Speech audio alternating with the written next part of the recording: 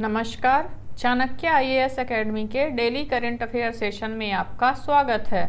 आज है 13 सितंबर और 13 सितंबर से जितने भी महत्वपूर्ण प्रश्न बनते हैं हम उन पर चर्चा करेंगे। हमारा आज का पहला प्रश्न है, हाल ही में फीबा बास्केटबॉल विश्व कप 2023 का खिताब किसने जीता है? जर्मनी, जापान, सर्बिया या फिर कनाडा ने?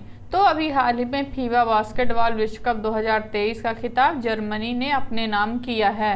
जर्मनी ने मनीला में सर्बिया को हराकर अपना पहला फीबा बास्केटबॉल विश्व कप 2023 का खिताब जीता है।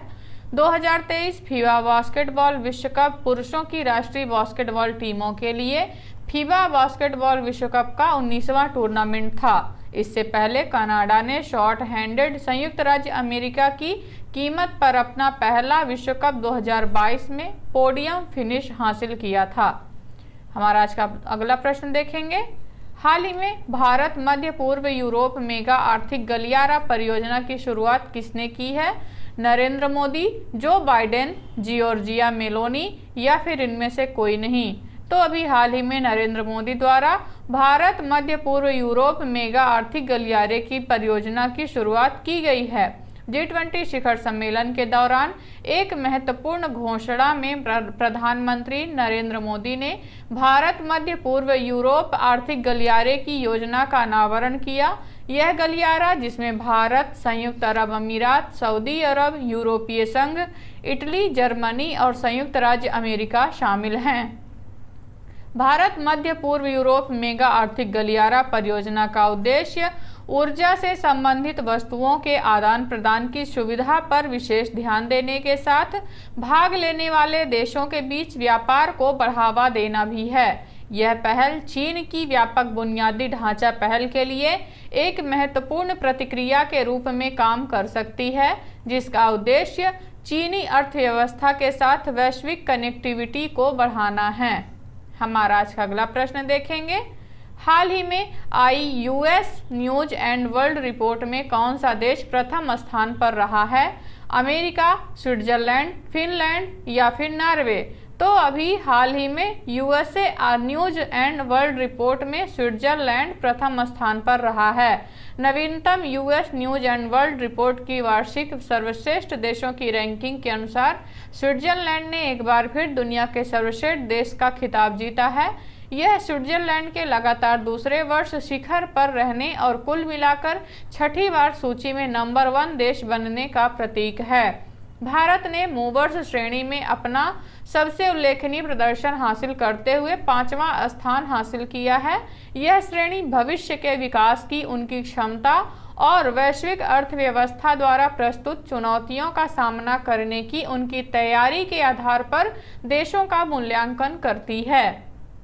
हमारा आज अगला प्रश्न देखेंगे, हाल ही में किस राज्य सरकार ने मॉब लिंचिंग पीड़ित मुआवजा योजना 2023 को मंजूरी दे दी है? राजस्थान, हरियाणा, मध्य प्रदेश या फिर केरल? तो अभी हाल ही में मध्य प्रदेश मंत्रिमंडल ने मॉब लिंचिंग पीड़ित मुआवजा योजना 2023 को मंजूरी दी है। मध्य प्रदेश मंत्रिमंडल ने राज्य में मॉब लिंचिंग के पीड़ितों और उनके आश्रितों को राहत और पुनर्वास के लिए मध्य प्रदेश मॉब लिंचिंग पीड़ित मुआवजा योजना 2023 लागू करने का निर्णय लिया है। इस योजना के तहत मॉब लिंचिंग के अपराध में धर्म, जाति, लिंग, जन्म स्थान, भाषा, राजनीतिक संबद्धता, जातीयता के आधार पर 5 या अधिक व्यक्तियों की भीड़ द्वारा किसी व्यक्ति या व्यक्तियों को नुकसान पहुंचाना शामिल है। हमारा आज अगला प्रश्न देखेंगे, हाल ही में एनटीपीसी ग्रीन एनर्जी लिमिटेड ने ग्रीन हाइड्रोजन प्रोजेक्ट के लिए किसके साथ समझौता किया है? Adani green, Nayara energy, Reliance group या फिर इनमें से कोई नहीं? तो अभी हाल ही में एनटीपीसी ग्रीन एनर्जी लिमिटेड ने नायरा एनर्जी के साथ समझौता ज्ञापन पर हस्ताक्षर किए हैं। एनटीपीसी लिमिटेड के स्वामित्व वाली सहायक company NTPC green energy limited ने downstream energy company Nayara energy के साथ एक समझौता ज्ञापन पर हस्ताक्षर किए हैं। इस समझौते का मुख्य उद्देश्य हरित हाइड्रोजन और हरित ऊर्जा क्षेत्र में अवसरों की खोज करना है। यह समझौता पीएम मोदी के आत्मनिर्भर भारत के दृष्टिकोण के अनुरूप है। नायरा एनर्जी रिफाइनिंग से लेकर रिटेल तक हाइड्रोकार्बन में मजबूत क्षमता के साथ अंतर्राष्ट्रीय स्तर की एक डाउनस्ट्रीम कंपनी है। हमारा आज अगला प्रश्न देखेंगे। हाल ही में एक दिवसीय क्रिकेट में सबसे तेज 13,000 रन बनाने वाले बल्लेबाज बन गए हैं केएल राहुल, बाबर आजम, विराट कोहली या डेविड वार्नर। तो अभी हाल ही में एक दिवसीय क्रिकेट में सबसे तेज 13,000 रन बनाने वाले बने हैं विराट कोहली।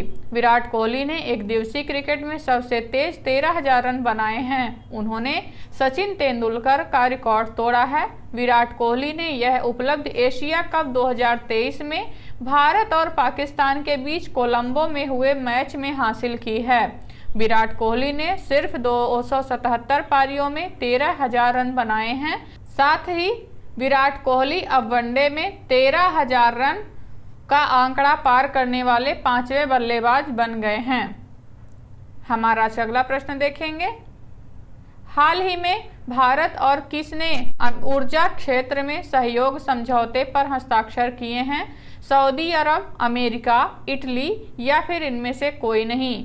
तो अभी हाल ही में भारत और सऊदी अरब ने ऊर्जा क्षेत्र में सहयोग के लिए समझौता हस्ताक्षर किए हैं। भारत और सऊदी अरब ने ऊर्जा के क्षेत्र में ऐतिहासिक व्यापक सहयोग समझौते पर हस्ताक्षर किए हैं, जिसका उद्देश्य नवीकरणीय ऊर्जा, ऊर्जा दक्षता, हाइड्रोजन, बिजली और ग्रिड इंटरकनेक्शन, पेट्रोलियम, प्राकृतिक गैस, रणनीतिक पेट्रोलियम भंडार और ऊर्जा सुरक्षा में भारत और सऊदी अरब के बीच संबंधों को बढ़ाना है एवं नवीकरणीय ऊर्जा, बिजली, हाइड्रोजन और भंडारण और तेल एवं गैस के क्षेत्र में द्विपक्षीय निवेश को प्रोत्साहित करना भी है।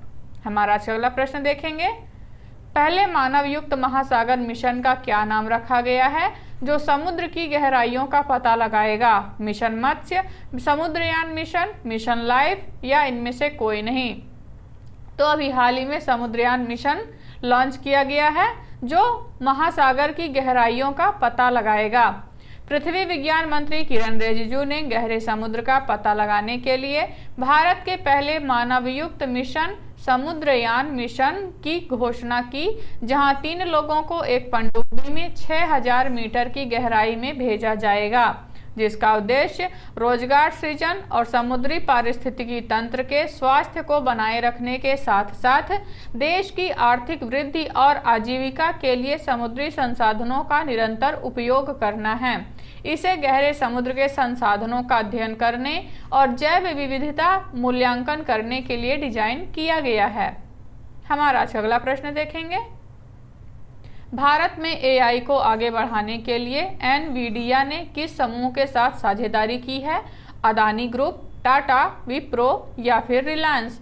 तो अभी हाल ही में एनवीडिया ने रिलायंस इंडस्ट्रीज के साथ साझेदारी की है। प्रसिद्ध अमेरिकी चिप कंपनी एनवीडिया ने क्लाउड इंफ्रास्ट्रक्चर, भाषा मॉडल और जेनरेटिव एप्लीकेशन बनाने के लिए रिलायंस इंडस्ट्रीज के साथ एआई साझेदारी की घोषणा की है, जिसका उद्देश्य एनवीडिया को दक्षिण एशियाई राष्ट्र के उभरते एआई पारिस्थितिकी तंत्र में अपनी पैठ बढ़ाने में मदद करना है, क्योंकि इसे चीन और अमेरिकी प्रतिबंधों वाले अन्य देशों में कुछ चिप निर्यात में विशिष्ट बाधाओं का सामना करना पड़ता है। हमारा आज का अगला प्रश्न देखेंगे। हाल ही में ढाका और किस देश ने बुनियादी ढांचे उपग्रह प्रणाली पर द्विपक्षीय उपकरणों पर हस्ताक्षर किए हैं? भारत, फ्रांस, जापान या फिर भूटान। तो अभी हाल ही में ढाका और फ्रांस यानी पेरिस ने बुनियादी ढांचे पर हस्ताक्षर किए हैं। फ्रांस के राष्ट्रपति इमैनुअल मैक्रोन की यहां पीएम शेख हसीना के साथ व्यापक बातचीत के बाद बांग्लादेश और फ्रांस ने बुनियादी ढांचे में सहयोग को बेहतर बनाने और पहले पृथ्वी अवलोकन उपग्रह के निर्माण के लिए 2 द्विपक्षीय समझौतों पर हस्ताक्षर किए हैं। तो ये रहे आज के हमारे कुछ महत्वपूर्ण प्रश्न। आशा करते हैं चाणक्य आईएएस एकेडमी द्वारा चलाया जा रहा करंट अफेयर सेशन आपको पसंद आ रहा होगा। हमारे ऐसे और भी कंटेंट से जुड़ने के लिए चैनल को सब्सक्राइब करें और बेल आइकन दबाना ना भूलें। धन्यवाद।